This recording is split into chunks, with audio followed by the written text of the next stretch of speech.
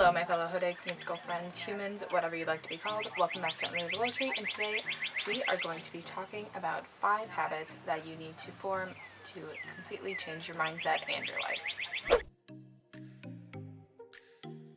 Alright, so tip number 1 is going to be having more gratitude. I know this can be like, roll your eyes, you've heard it a million times, it's just like, but I have nothing to be grateful for.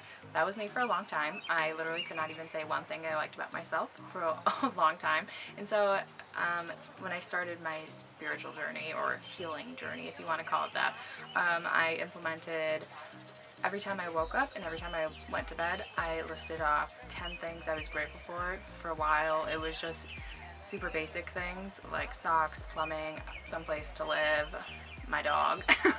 So I listed off these basic things, and then over time it grew and my perspective changed from that. And it takes a while, like, you know, it might not be happening overnight, but in the short run it can be kind of frustrating, especially if you're in a darker place. But in the long run your perspective is going to change dramatically from just doing this simple trick. Alright, oh, hello. I feel like we're close together. We're bonding right now.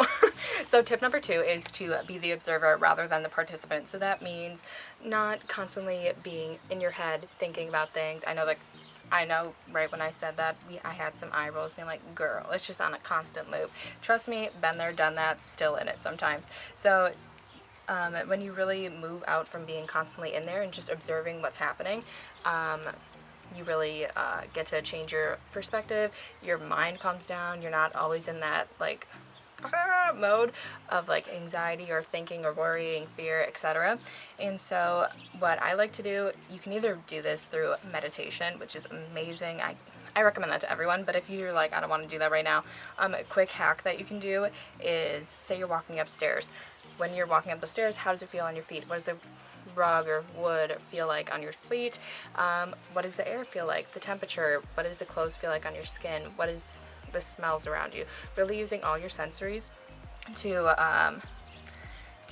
feel what's happening in this moment, and then keep progressing, doing that for when you go out to buy your car to go into it, or getting the mail, etc. Doing these constantly, you're going to be really changing and reprogramming what's happening in your brain so that you're less stressed out and you're more being present in the moment. And obviously this takes time. Like all of these steps, it takes time, it takes practice, it's a natural process, and once you keep moving on these layers, you get to really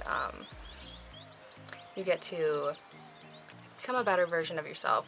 I mean, I've used all of these tools, and these are some of the tools that I've used that have really helped me get out of depression, get out of anxiety, and really move into my space where I am okay and I'm happy with myself and I'm content with that. But I mean, it's an ongoing process, and it's going to take a lifetime to really fully heal. I mean, you're going to have new triggers up every day, so just taking these steps and moving in, you're just going to make a little dent.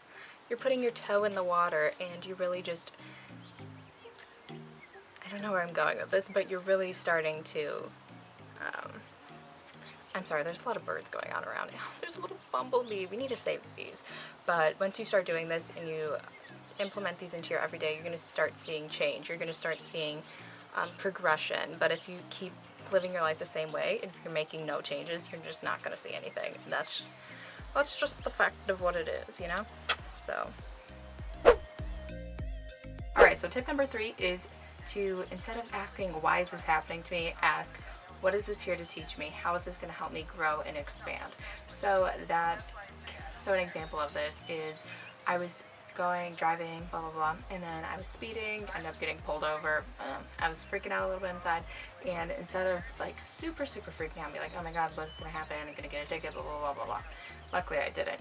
But instead I was asking myself, what is this here to teach me? And it was here to teach me that I needed to slow down, literally and figuratively, because I was just moving so fast in my life and I wanted everything to happen right now. I was starting to get burned out and it became too much. So you need to ask yourself, what is this here to teach me? What am I here to learn from this? Instead of being like, why is this happening to me? Alright, and then my 4th tip is to meet your shadow. So if you're like, what does that even mean? That means you're meeting everything that causes you guilt, shame, pain, or trauma, and this can be really difficult, and I really tried to ignore that for a long time. And then once you do it, it's kind of fun. Well, it's not really fun, but it's fun to get to look at these aspects inside of you and really get to heal them, because once you start to begin to heal them, you see immediate changes in your surroundings, how you interact with people. Things that used to trigger me, they don't really trigger me that much anymore. I'm just like, all right, cool. I know what that's from. It's from this memory when I was like 5. So when you really begin to look at these things and heal them on a deeper level and remove them from that energy from your body and from your landscape or reality, it really begins to change your perspective, like I've been saying, around everything in your life. And so if you're like confused on what all this is, I do have a free little workshop that you can do. I'll have it linked in the description and in the comments. So if you want to sign up to do that, it's completely free, and it will have you do a journal prompt that you do every day for a week, and then a meditation and a yoga to really clear out those blocks and remove that negative energy that's being stuck in your body and in your thoughts, and keeping yourself on this endless cycle of feeling like that you're not enough, or you're not worthy, or you're unlovable. So y'all. So my last tip is creativity plus mantra equals magic. I kid you not, find a mantra that you really like. For me, for 2 years, it was I create my own life. That was something that really resonated with me, and then I thought that I needed to like empower myself to be able to create the things in my life and make the shifts that I needed to be able to grow.